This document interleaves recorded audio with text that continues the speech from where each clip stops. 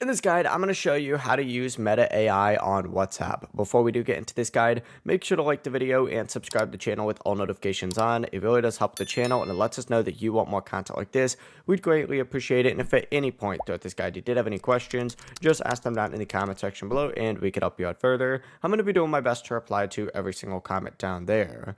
Now, first things first, you do need to make sure that your WhatsApp app is updated. So go to the App Store or the Google Play Store, search for WhatsApp, and install the latest version if an update is available. But once that's done, open up WhatsApp, and you're going to want to select the little plus icon up in the top right. And then from here, what you need to go ahead and do is choose New AI Chat. If prompted, you'll have to go ahead and, accept the setup process and select the Meta AI Assistant.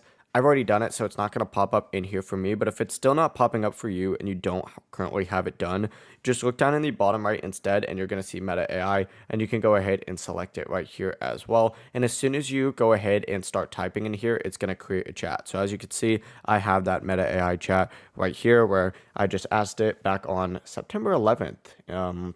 Interesting.